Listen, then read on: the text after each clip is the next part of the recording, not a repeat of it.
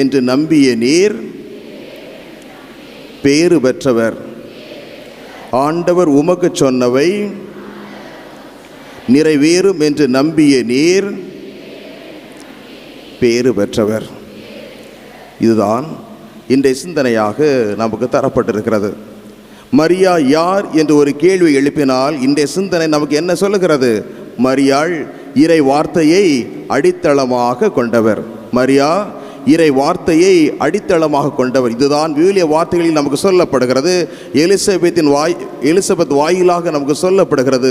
ஆண்டவர் உமக்கு சொன்னவை நிறைவேறும் என்று நம்பிய நீர், மரியா நீர் பேறு பெற்றவர் என்று.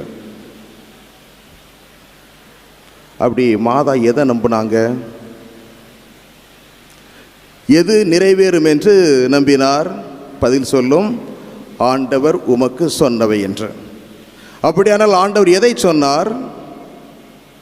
எப்பொழுது சொன்னார்? எப்படி சொன்னார்? எதை எப்பொழுது எப்படி சொன்னதால் அன்னை மரியா அது நிறைவேறும் என்று நம்பினார்?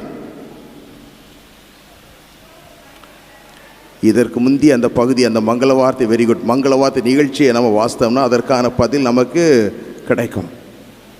கபிரியேல் தூதர் மரியாவுக்கு தோன்றி சொல்கிறார், இதோ நீர் கருத்தாங்கி ஒரு மகனை பெறுவீர், அவருக்கு இயேசு என்னும் பெயரிடுவீர்.